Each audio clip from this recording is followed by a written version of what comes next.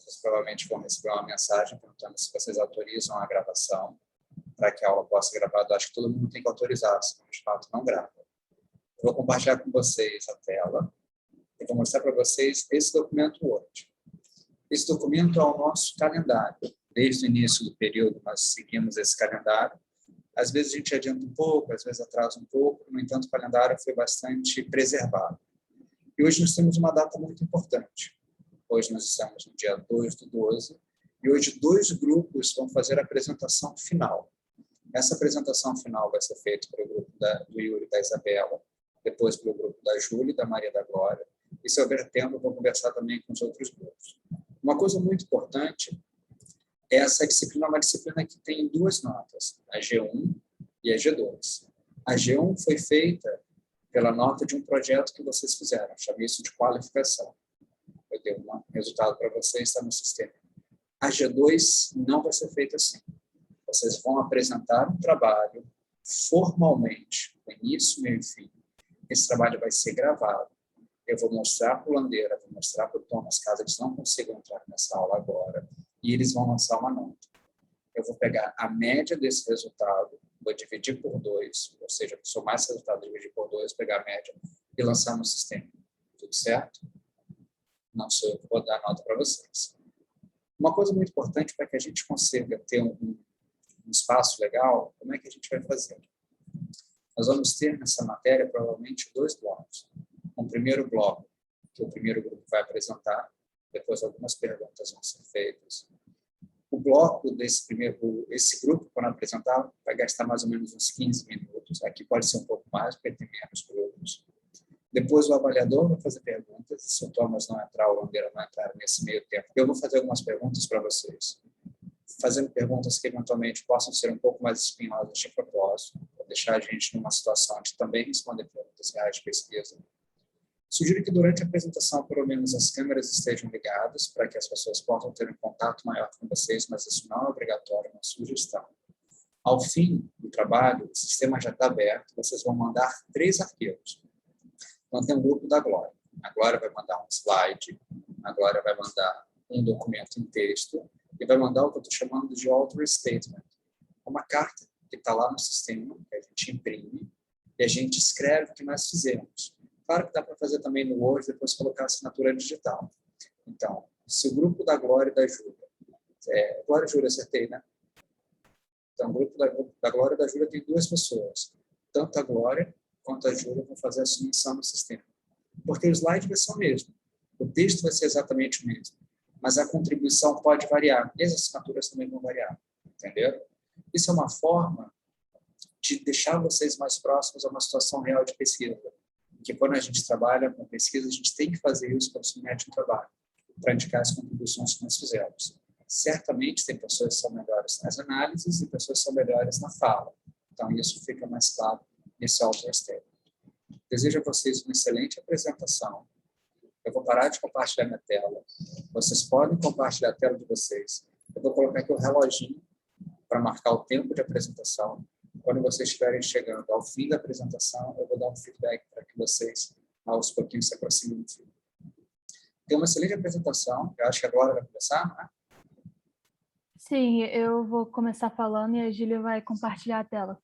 Então, vocês podem, a hora que vocês quiserem, compartilhar a tela de vocês e começarem a apresentação, aí eu cronometro aqui para que a gente possa ter um melhor controle do horário, assim que vocês quiserem.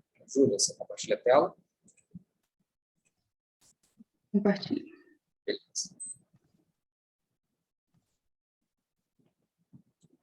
Já estou vendo a sua tela, Júlia. Estou aqui com um cronômetro bem na minha mão. A hora que vocês quiserem começar, por favor, iniciem, eu vou começar a cronometrar.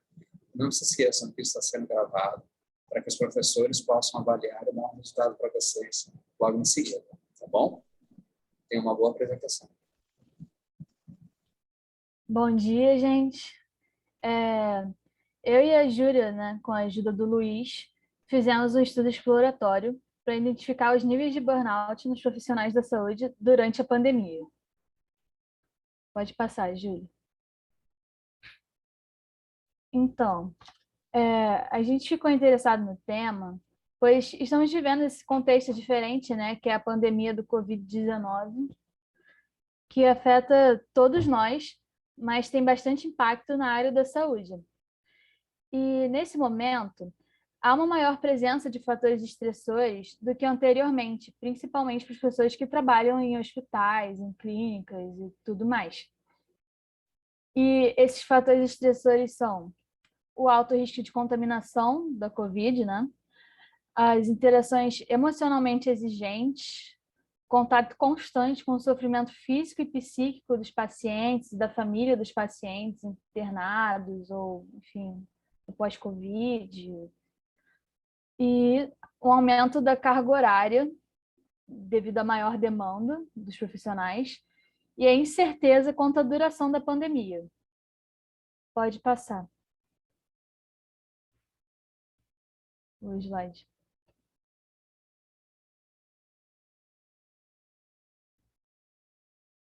Júlio, pode passar. Obrigada.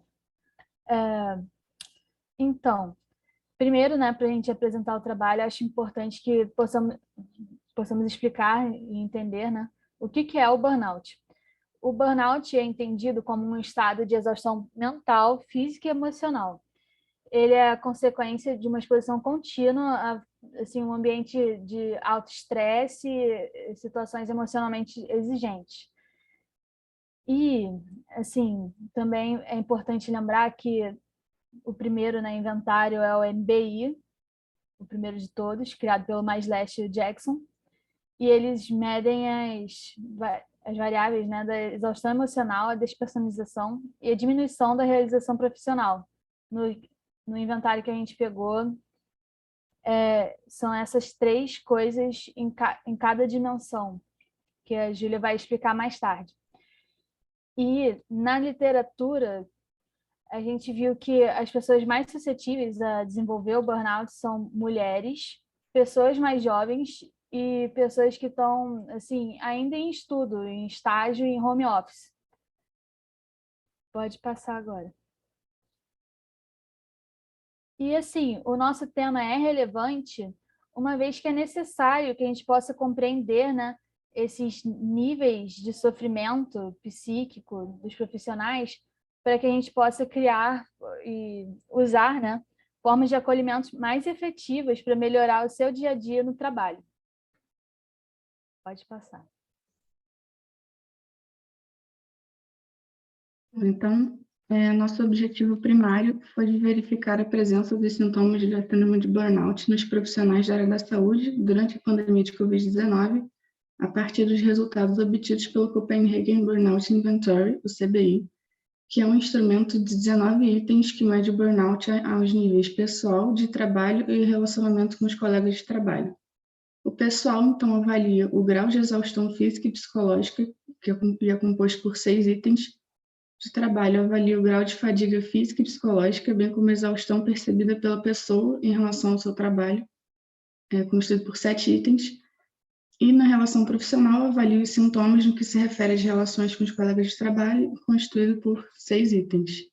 Nosso objetivo secundário foi de verificar se as participantes do gênero feminino apresentavam níveis de burnout significativamente mais elevados, e a nossa hipótese foi que os profissionais da saúde tiveram um aumento de pontuação do inventário de burnout devido ao contexto pandêmico. Então, a gente coletou os dados através de um sistema no Google Forms, os dados sociodemográficos dos participantes. Nossa estratégia de captação amostral foi baseada tanto em método de bola de neve, quanto na autoseleção por conveniência. E assim, os participantes responderam o CBI. E vai lembrar que a gente só usou os dados daqueles que autorizaram o termo de consentimento livre e esclarecido digitalmente. Então, a gente exportou esses dados para Excel. A gente tiveram 2 pessoas que responderam nossa pergunta com controle errado, então a gente eliminou esses dados que não serviriam para a gente, e a gente usou a interface do JASP para realizar as análises estatísticas. Então, na nossa amostra, a maioria eram de pessoas já graduadas. Pode clicar de novo. Também uma grande parte não trabalhou na linha de frente. E também a maioria era pessoas de gênero feminino. E tendo só uma pessoa não binária.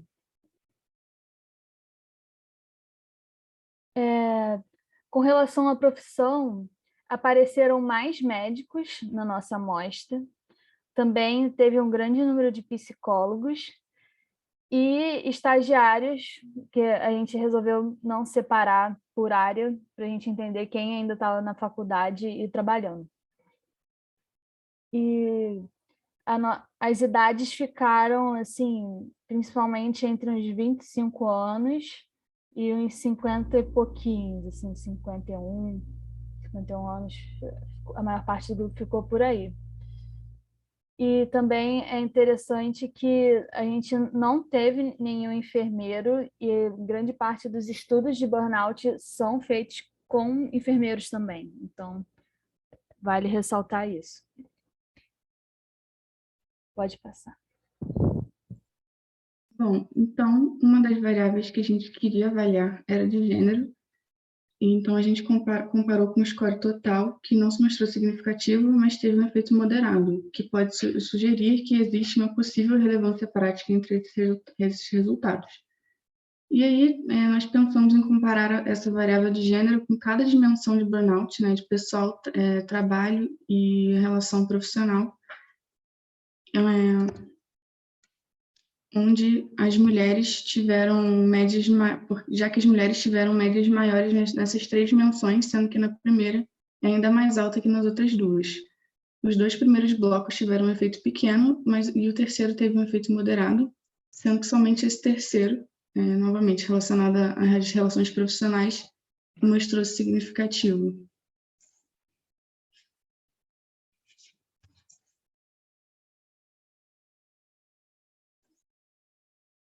Aqui os scores individuais.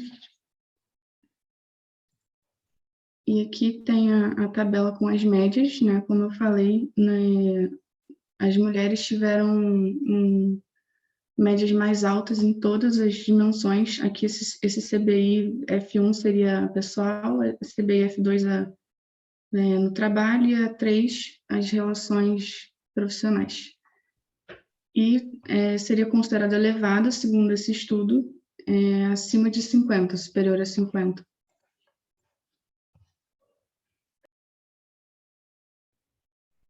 E assim, né?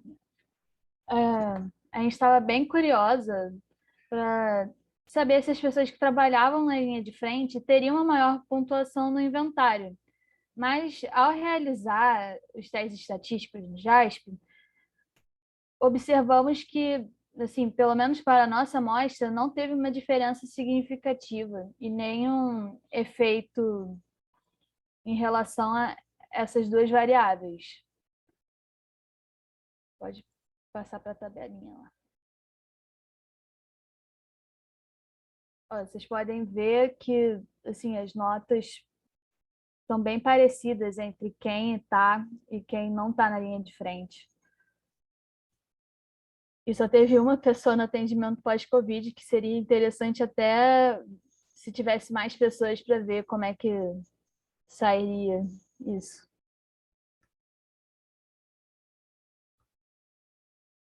Então, e quanto à graduação, os scores totais foram não significativos, com um efeito pequeno, e os individuais, só a primeira dimensão do burnout pessoal teve um efeito moderado, mas nenhum dos 3 blocos apresentou um efeito significativo. Aqui estão as médias para cada dimensão.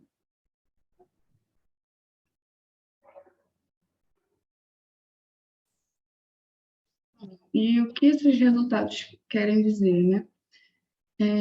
Na nossa pesquisa, a gente constatou que não houve uma diferença entre gêneros, que pode ser explicado por alguns motivos, como pelo tamanho da nossa amostra. A amostra em si, já que a gente não teve dados de enfermeiros, por exemplo, a distribuição das profissões, e também seria possível sugerir que, de fato, não existe uma diferença, mas não seria a explicação mais plausível, já que a gente teve um efeito moderado entre os grupos. Quanto às médias do grupo de gênero feminino, nas escolas individuais terem sido maiores, seria interessante averiguar se isso estaria atrelado a uma dupla jornada de trabalho, que é geralmente efetuada por mulheres.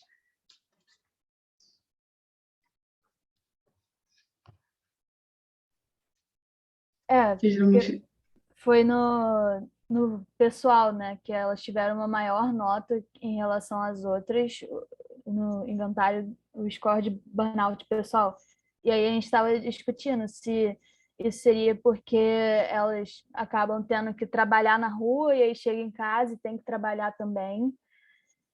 E também teve uma diferença, né, entre os colegas, no tratamento dos colegas. Não foi, Júlia? Sim, na terceira dimensão teve uma diferença significativa, né, que pode indicar que, assim, pode existir alguma... que o gênero pode interferir de alguma forma na sua relação profissional.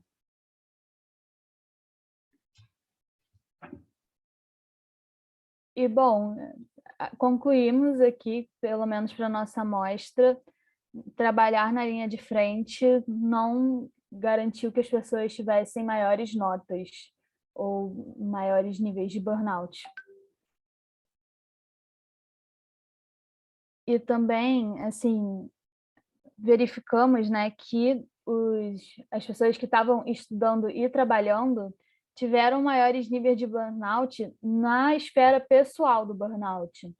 E aí seria interessante, assim, para uma futura pesquisa averiguar o que estaria causando isso, se é alguma coisa relacionada ao estágio, estar se encontrando na área ou não, se está com medo do mercado de trabalho após graduar-se, né? Não sabemos se as pessoas vão ser efetivadas ou não no trabalho delas. E foi isso.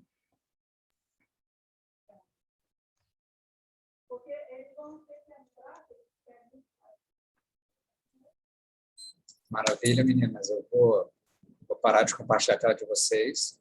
Eu vou abrir aqui primeiro para algumas perguntas, caso a plateia as tenha. Alguém quer fazer? Eu tenho aqui uma série de perguntas também que eu vou fazer para vocês. Alguém aqui quer fazer perguntas? Yuri, Alessandra, Ana, Thaís, Isabela?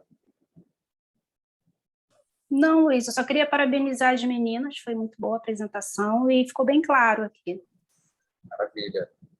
Eu tenho aqui algumas perguntas, dou os parabéns para vocês. Vou fazer algumas perguntas que normalmente eu sei que os avaliadores fazem. Não vou poder ajudar nas respostas. Então, a primeira pergunta para vocês, eu queria que vocês me explicassem o que é esse método que vocês falaram, que é o método bola de neve, para trazer a entrada de dados. Vocês conseguem me explicar? Sim, o bola de neve, assim, você já conseguiu algumas pessoas para a sua amostra, e aí elas vão indicando para as outras pessoas que elas conhecem que poderiam fazer esse teste, que se encaixariam no perfil do teste. Como é que funciona o CBI? Eu vi lá F1, F2, F3, bem, eu posso até conhecer o instrumento, mas vamos imaginar que eu nunca tivesse ouvido falar dele. Como é que ele funciona? O que são esses números, essas siglas? Vocês podem me explicar? Sim. Júlia, você quer explicar ou a gente vai se completando aqui? Bom, então, o CBI é uma sigla para Copenhagen Burnout Inventory. Ele é um instrumento que tem 19 itens, e são medidas, ele mede 3 esferas, né, de burnout. Seria o pessoal, de trabalho e nas relações profissionais. O pessoal, ele avalia o grau de exaustão física e psicológica. O de trabalho, ele avalia a fadiga física e psicológica, mas, bom, relacionada ao trabalho. Então, como a pessoa percebe esse cansaço, essa exaustão excessiva relacionada ao trabalho de maneira geral. E também avalia o grau de exaustão emocional, física, nas relações profissionais, como a pessoa enxerga esse cansaço diante dessas relações. E vale lembrar, né, que o CBI, ele é uma... Tipo assim, as pessoas pegaram o MBI, né, que é o Mais Last Burnout Inventory, que mede o burnout nas dimensões da exaustão emocional, despersonalização e baixa realização profissional, diminuição da realização profissional. E eles adaptaram para fazer um instrumento para as pessoas que trabalham em serviços humanos, seja RH, seja profissionais da saúde, professores. É um instrumento criado para essas áreas de trabalho em específico, por isso que escolhemos ele para avaliar os profissionais da saúde. Tá, entendi. Vocês se importam em compartilhar a tela para eu ir num ponto importante que eu localizei? Na verdade, eu vou em 2.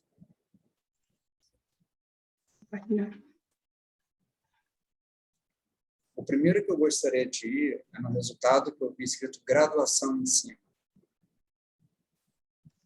Os slides anteriores, isso daí, graduação. Eu acho que é onde tem uma tabela, Júlia. Beleza. Explica para mim o que é isso. Eu realmente não consegui entender o que é o sim, o que é o não. O sim seria referente às pessoas que assinalaram que já são graduadas, e o não seria as pessoas que estão estudando ou estagiando. Acho que a gente só teve um estudante, né? As outras pessoas todas estagiavam além de estudar.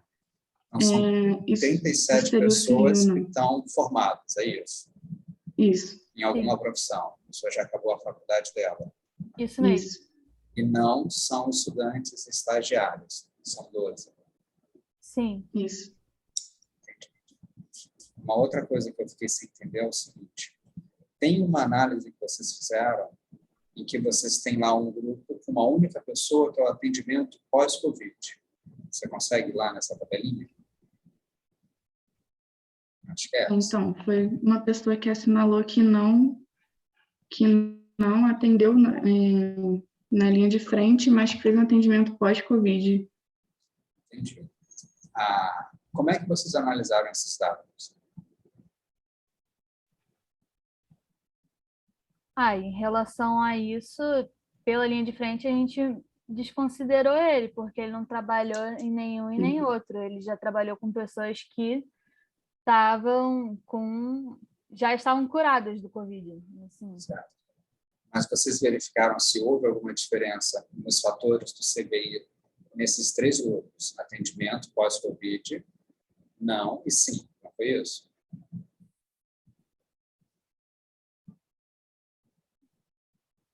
A gente considerou sim ou não, atendimento pós-Covid não, A mas gente sim. não considerou ele. Isso é uma coisa importante. Quando a gente quer fazer uma análise estatística, é necessário que a gente tenha pessoas. Né?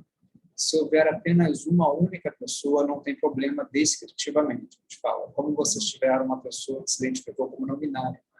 Você fala, olha, tem uma pessoa não binária, tem uma pessoa que trabalhou no atendimento pós-Covid, seja pessoas que já se curaram, né, que saíram do hospital. Mas quando a gente faz análises inferenciais, eu preciso ter uma amostra. E essa amostra não pode ser formada por uma única pessoa. Então, sempre recomendo a vocês, quando tiver casos como esse, para não gerar para o examinador um possível ruído, que ele não entenda, aí vocês expliquem claramente, ó, que tem uma pessoa com atendimento pós-Covid, são dados descritivos, essa pessoa não foi incluída numa análise futura, pelo menos não nesse momento. Talvez se tivéssemos mais pessoas, como vocês mesmos falaram, né? Se houvesse mais pessoas, seria mais fácil. Aí teve uma única coisa que eu escutei vocês falando, que eu não consegui ver uma tabela relacionada, que é a seguinte, acho que foi a Júlia que falou, que mulheres apresentaram resultados mais elevados do que homens. Acho que foi uma coisa nesse sentido. Agora comentou que talvez elas trabalhem, e quando chegam em casa tem que trabalhar um pouco mais. Você consegue me explicar isso? Não, então, o que as mulheres apresentaram significativamente mais elevado, assim, foram as médias, na verdade, porque a diferença significativa a gente não encontrou em nenhum.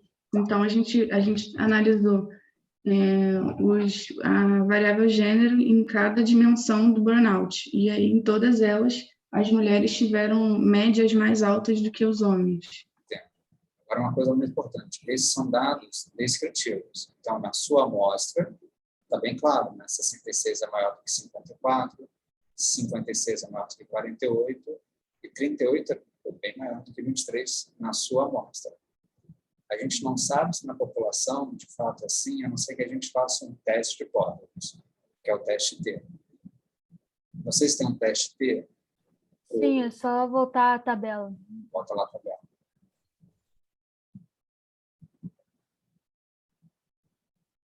Os dois primeiros têm efeito pequeno e o terceiro moderado.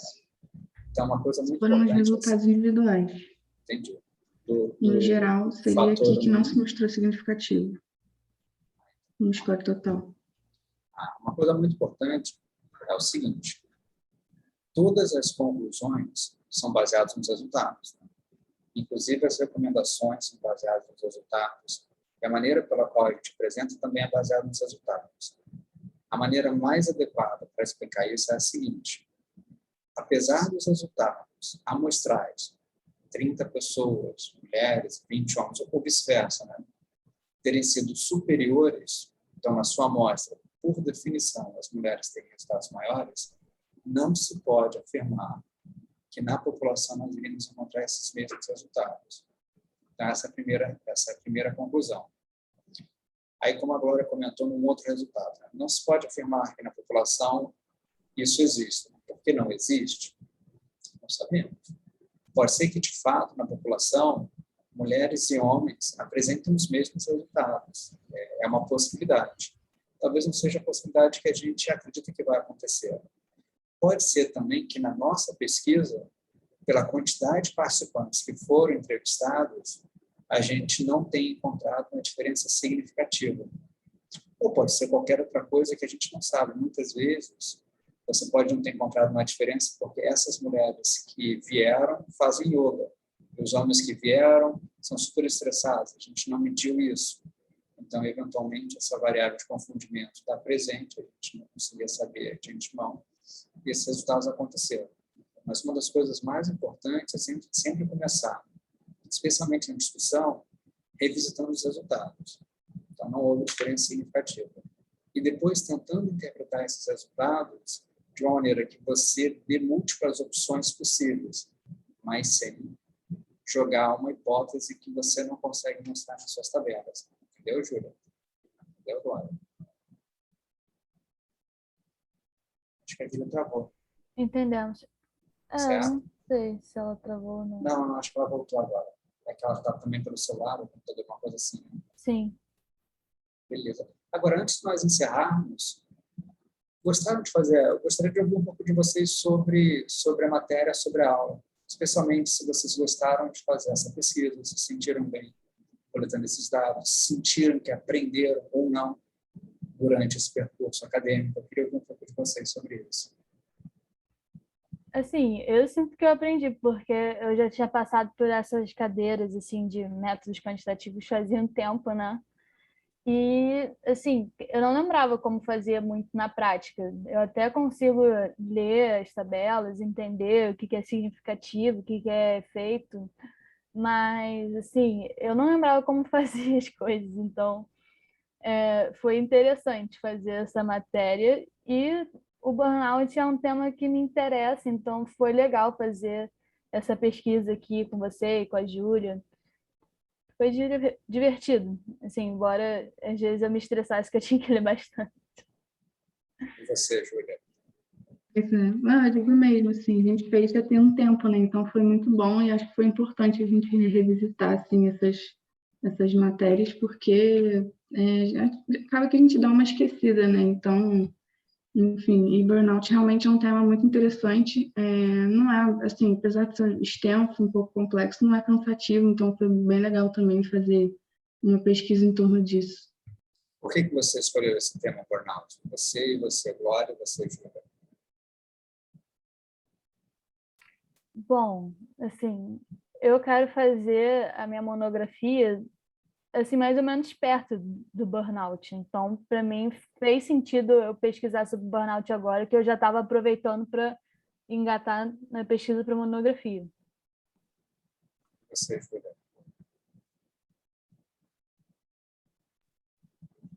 Eu acho que a Maria da Glória me propôs, e eu acho realmente um tema muito interessante, e de cara, assim, eu já concordei, porque eu realmente queria ler mais sobre, pesquisar mais sobre. Então, foi basicamente isso mesmo. Gosto muito desse tema. Maravilha. Bom, como professor, foi um prazer dar aula para vocês todos.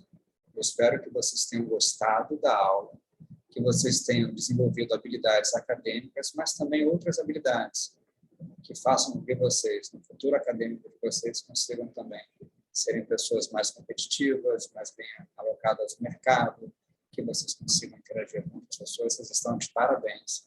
Não sou eu que lanço a nota. Esse vídeo foi gravado, eu vou mandar para o Bandeira, vou mandar para o Thomas. Quando eles lançarem a nota, eu vou tirar uma média, eu vou jogar no sistema.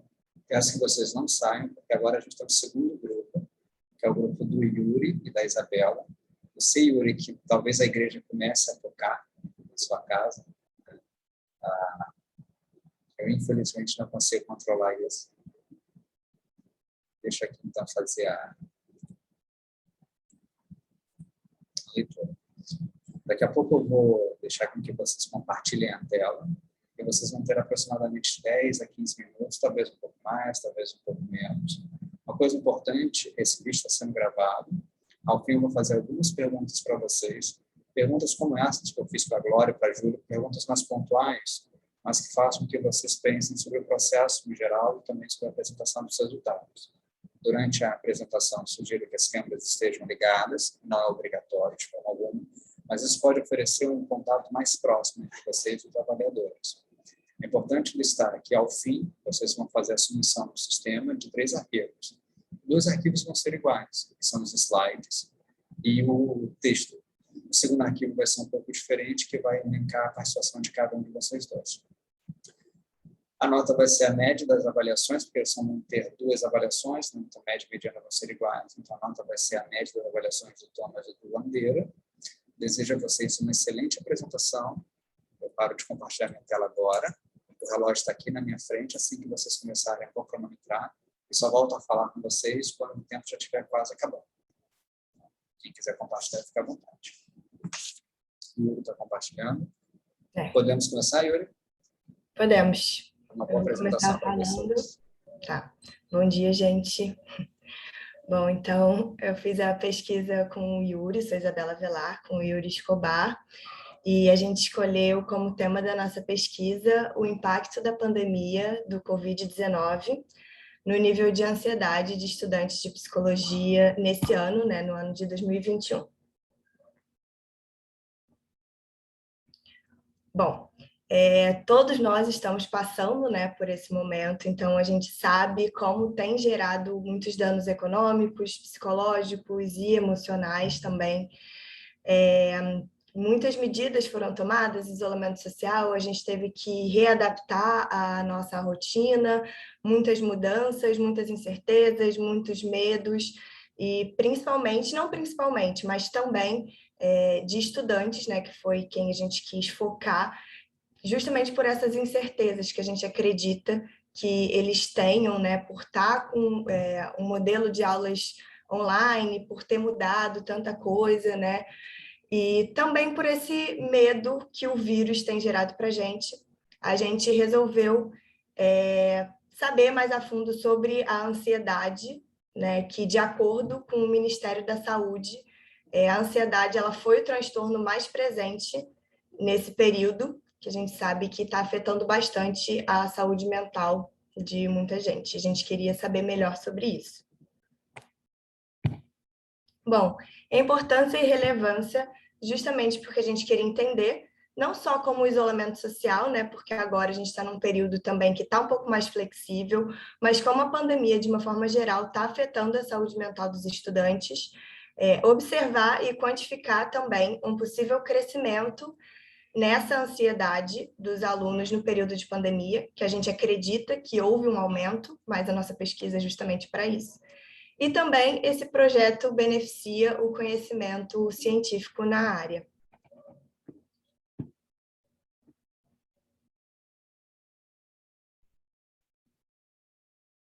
Nossos objetivos e hipóteses, basicamente o objetivo foi analisar se os níveis de ansiedade se alteraram no período pandêmico comparativo ao período anteriores. Então, se antes da pandemia, no começo dela, teria uma diferença com o momento atual, que foi o momento que a gente fez a nossa pesquisa. E nossas hipóteses é que o nível de ansiedade aumentou durante a pandemia, né? E que houve um aumento no início da pandemia e agora esse nível voltou à base, ou seja, voltou ao que era antes.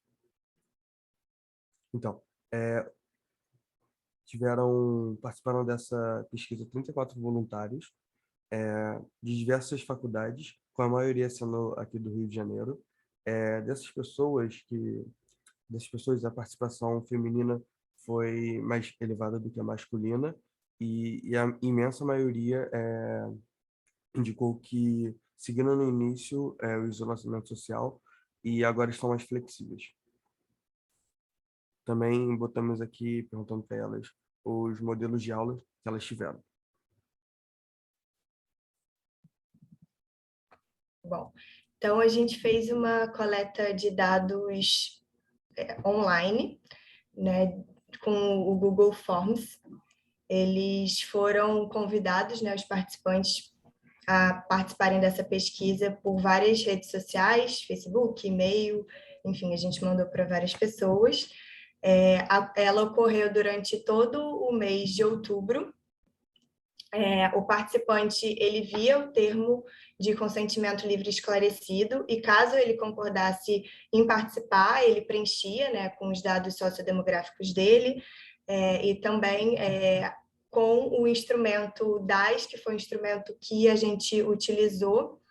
Esse instrumento ele foi utilizado de forma duplicada, porque a gente queria avaliar como que estava a ansiedade antes da pandemia, né? Então, como forma deles se lembrarem como que estavam esses comportamentos de ansiedade, e também a gente usou esse instrumento novamente para avaliar o período atual, né? Como que eles estavam em relação a esses itens que... Passa aí, que vai ser melhor para explicar. Que são os itens do DAS, né, antes e depois da pandemia. O DAS, na verdade, ele é um instrumento que ele mede a ansiedade, a depressão e o estresse, mas são 21 itens no total, a gente selecionou só 7 itens que mediam a ansiedade para fazer, e esse instrumento é utilizado a escala Likert, né? Então, de concordo totalmente até discordo totalmente, mas na verdade a gente fez invertido, a gente fez dessa forma, a gente fez de concordo totalmente 1 para discordo totalmente. Então, os resultados eles acabaram saindo invertidos, né? Então, quanto maior o score, menor aquele item é apresentado, assim. Então, vamos lá. Bom, então, primeiro, no momento anterior à pandemia, o item 3, que é sinto tremores nas mãos, ele teve a maior média, né? O que significa que ele foi o sintoma menos apresentado, né? Então, teve essa... E o item 1, ele teve a menor pontuação, que é me preocupo com situações que eu pareça ridículo, e ele foi o sintoma mais apresentado.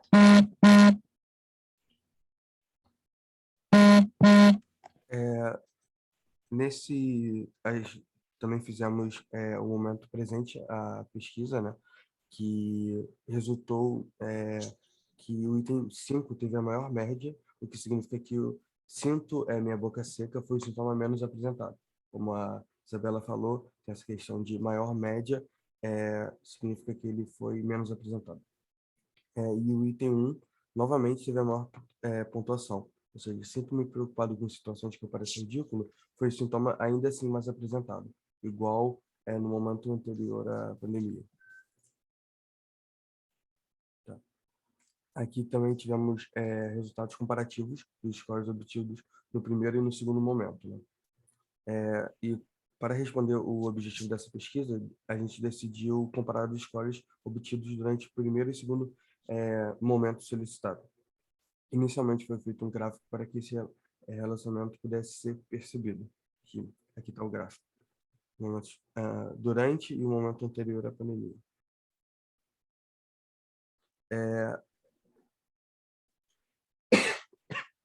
A transição de possíveis comportamentos de ansiedade foi avaliada por um teste quadrado de dependência.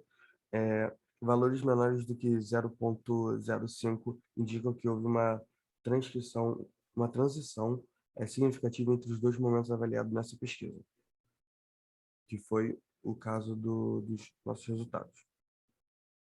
E a mudança de proporções ocorreu majoritariamente entre as categorias intermediárias.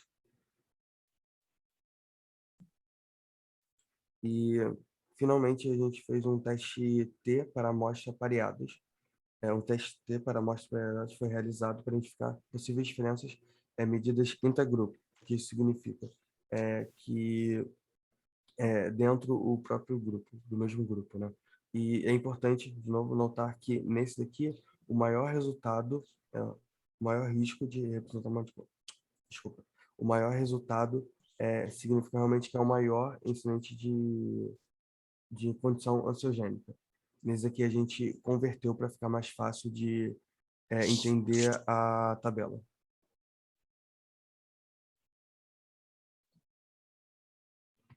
Foi feita também uma comparação, né, para avaliar a ansiedade entre homens e mulheres no período atual da pesquisa, né? Então, agora, no período de pandemia. E houve diferença no nível de ansiedade entre os sexos, significativa, né? Então, as mulheres tiveram níveis de ansiedade mais altos do que os homens.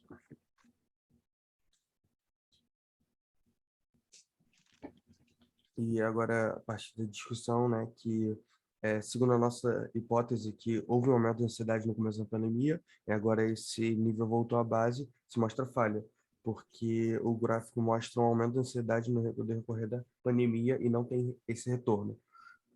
E aí, o que pode ser relacionado a isso é que, por mais que as medidas estejam se flexibilizando, o vírus ainda está circulando e continua gerando ansiedade.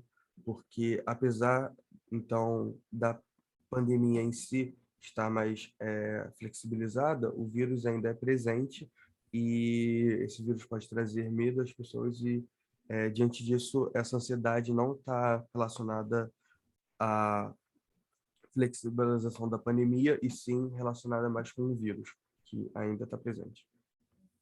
E aí a gente encontrou esse resultado, né, de que mulheres, o nível de ansiedade em mulheres era mais alto em comparação aos homens, e esse resultado ele vai também de encontro a outros estudos que avaliaram essa diferença entre os gêneros.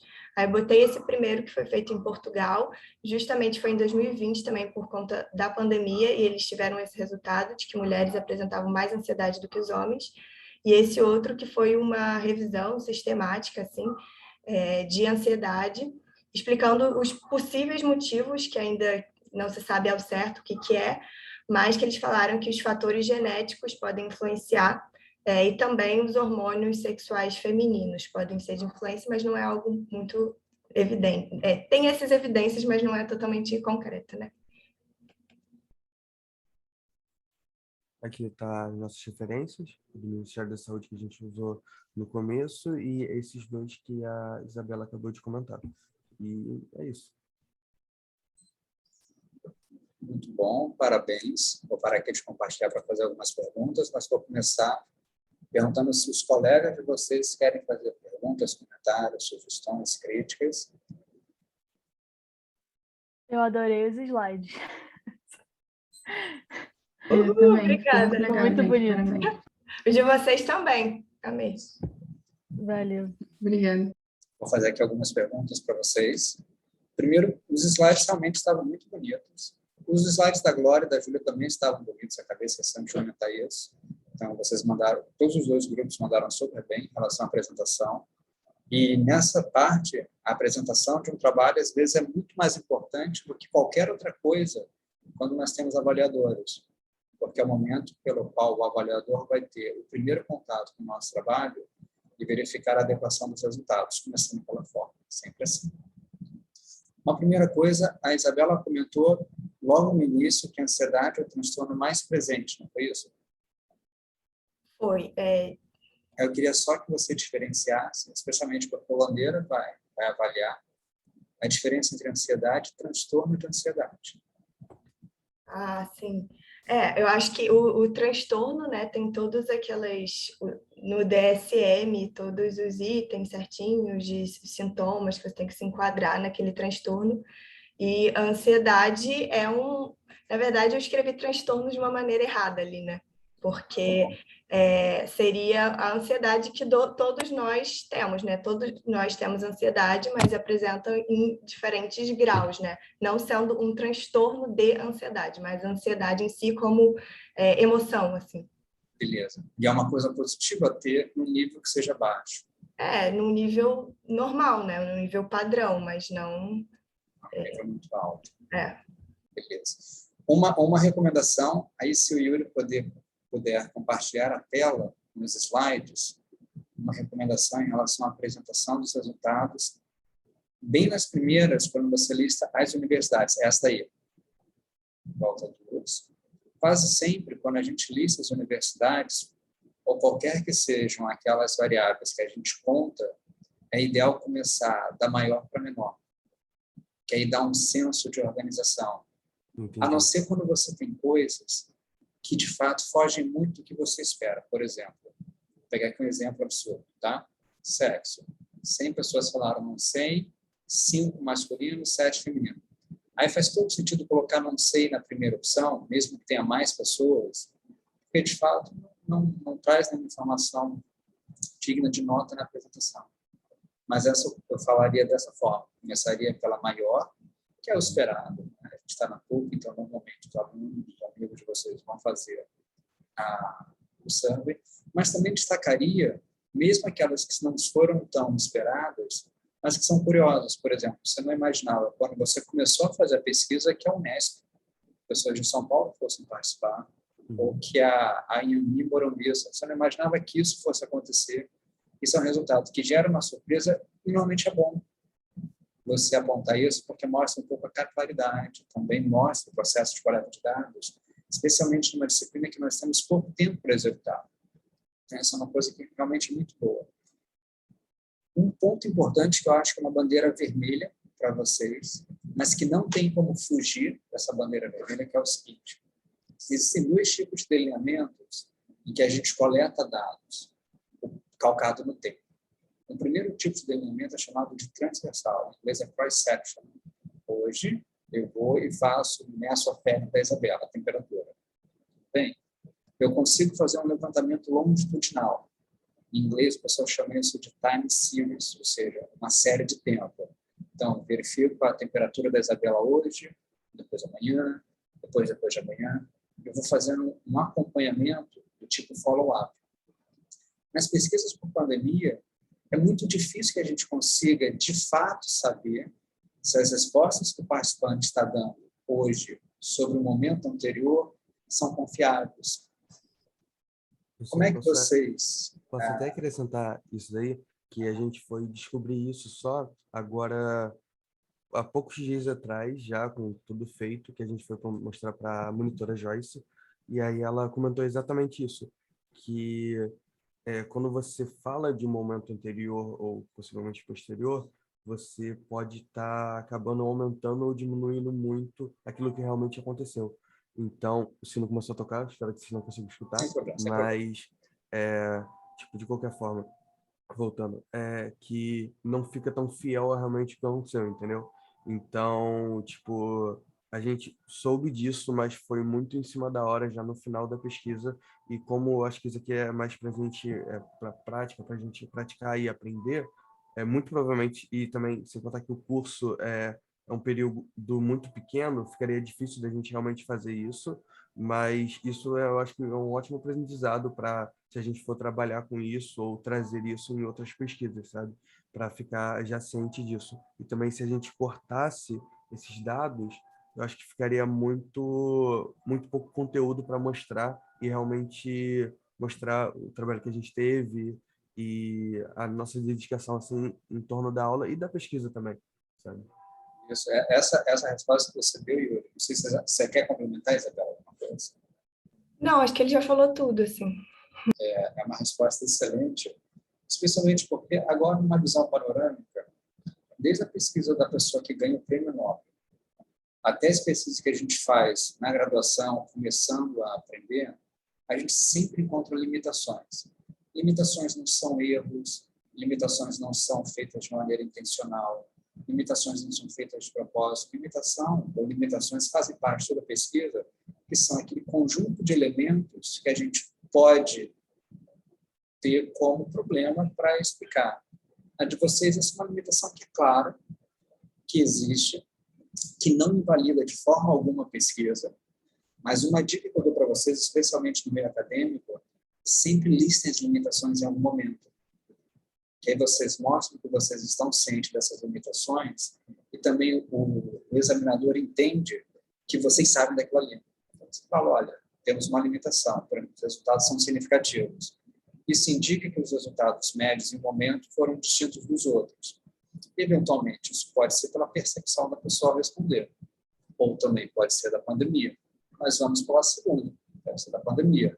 Mas aí a pessoa que está escutando já consegue mapear que você está ciente também desse tipo de delineamento que naturalmente vai dar esse problema.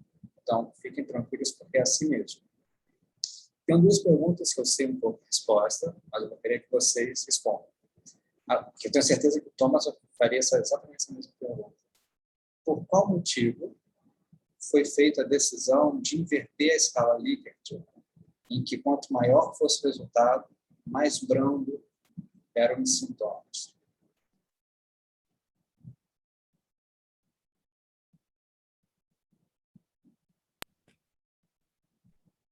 Nossa, esse daí realmente foi um erro mesmo. Mas a gente colocou assim, a gente colocou invertido, mas estava concordo totalmente, discordo totalmente. Então, a pessoa, ela lia ali e provavelmente ela não errou, assim, porque estava tudo escrito ali. Beleza, isso acontece. Aí só tem tipo assim, eu também quero deixar claro que na pesquisa em si, quando a pessoa estava fazendo o teste, ela não, em nenhum momento ela se enganou, então não tá, tipo, ela não botou o contrário. A questão mesmo que a gente poderia, obviamente, agora também, como começar com o discordo para os números menores, por exemplo, para depois em questão de médias e tudo mais, numéricas mesmo, ficar mais fácil da compreensão, entendeu? Mas é bom ressaltar que a pessoa que, quando fez o trabalho, ela de nenhuma forma se confundiu, nem teve nenhum problema com o entendimento de, ok, o 1 significa concordo totalmente e o 5 discordo, entendeu? certo, Então é importante perfeito. ressaltar. E tem uma outra pergunta, acho que é a última pergunta. Aí vocês conseguem, para mim, na tabela de comparação de gênero, uma das últimas tabelas da apresentação de vocês. Acho que é essa. Nessa tabela, pelo menos eu estou vendo que as meninas têm resultados mais baixos do que os meninos. Sim. Lembrando que essa questão dessa diferença, então a escala da resposta está invertida. Então, menor, ela tem maior ansiedade e tudo mais. Beleza, só isso. Então, um ponto importante só para destacar, né? Uhum. Como teve E essa outra... inversão. Tá bem, tá bem. Quer falar alguma coisa também, Isabela? Não, é porque a resposta já está aí, tá tudo certo. Beleza. Dos parabéns para vocês. Novamente estou surpreso pelo progresso que vocês tiveram. Essa é uma turma muito boa, porque é uma turma que eu consigo conhecer bem, ou pelo menos bem melhor vocês, e acompanhar cada um dos passos dela. Eu queria que também vocês explicassem um pouquinho por que vocês decidiram escolher esse tema, como vocês se sentiram nessa aula fazendo essa pesquisa da mesma forma que eu contei há pouco para a Glória e para a Júlia. Bom, eu achei importante assim trabalhar esse tema porque eu me sinto muito ansiosa durante esse período e me senti assim com as aulas online e conversando com os meus amigos assim também, estudantes, a grande maioria estava se sentindo assim, então eu queria ver numa outra escala como é que estava de uma maneira geral assim. Comigo também foi a mesma coisa. Eu até, quando eu fiz o grupo com a Isabela, eu perguntei se ela já tinha alguma coisa em mente e tudo mais, e aí ela falou da ansiedade, e eu achei super coerente com o momento que a gente estava passando, exatamente por isso dessa transição toda que a gente teve que ter e dos problemas que aconteceram, então acho que foi super atual, assim, super, tipo, uma ótima, sabe, um assunto para a gente trazer. E em relação também a essa questão de aprender e tudo mais, eu achei que essa aula realmente foi com certeza uma das minhas favoritas, assim, dentro do curso em geral que eu tive até agora, porque eu consegui realmente praticar e correr atrás. E eu sinto que eu tô realmente aprendendo, entende? Tanto essa habilidade e tudo mais, até mesmo a questão que eu falei, que a monitora Joyce nos informou sobre esse erro que estava, não erro, né, mas essa questão que ela nos trouxe, que eu sinto que, de certa forma, eu saio daqui, tipo, aprendendo, entendeu? Tipo, eu sei que, provavelmente, em outros casos, ou quando eu for conversar com alguém, uma coisa sobre isso, ou se eu for auxiliar alguém, eu sei que eu vou ter informação para passar para essa pessoa, sabe? Eu acho que isso é realmente o que a gente deveria tirar das aulas, sabe? Esse conhecimento. Assim. E olha, vocês estão de parabéns. Oi, Isabela, desculpa. Eu só queria acrescentar, assim, e agradecer para o Yuri, né, porque ele adora tabelas e coisas assim, e assim, eu sou uma negação, então ele me ajudou muito, me explicando todas essas coisas que eu não entendia nada, eu ficava mandando áudio assim para ele. Não, e uma coisa também que vocês elogiaram bastante, tipo, o slide e tudo mais, mas saibam que aquele slide ali, pô, se eu fiz alguma coisa, foi pouquíssima, assim, sabe? Porque realmente essa questão mais artística e tudo mais veio da Isabela, então acho que em questão dessa dupla, né, que foi a gente, foi um complemento muito bom, assim, sabe? Porque enquanto às vezes ela tinha problema com o gráfico, ou entender alguma coisa ali do que estava acontecendo, ou o que aquele gráfico significava, eu estava ali ajudando ela. E nessa questão também da apresentação, de tipo mostrar isso realmente de uma forma mais visual, mais fácil, ela trouxe aí também muito bem. Então acho que eu sinceramente estou bem feliz assim com o nosso trabalho de forma geral. Essa é uma matéria que vocês saem de clientes a PUC inteira durante a graduação, vocês são clientes de ciência, né? Recebe uma aula, descobre um pouquinho, lê uma tabela, alguém fala, você escuta, parece que é aquilo ali mesmo, e vocês se tornam fornecedores. Vocês fazem a pesquisa, vocês coletam os dados, vocês analisam, veem as possíveis barreiras, tentam arrumar soluções criativas que possam superá-las, depois apresentam os resultados. Então, eu acho que essa é uma das aulas mais interessantes da PUC, justamente pela possibilidade de vocês fazerem uma pesquisa real, do início, meio e fim. Espero que vocês tenham gostado dessa matéria. Torço para que vocês, de fato, tenham se sentido aprendendo um pouco mais habilidades acadêmicas, mas também habilidades interpessoais, que são tão importantes, especialmente nesse contexto meio obtuso, né, que a gente está passando. Até esse momento, o vídeo foi gravado, vou parar aqui.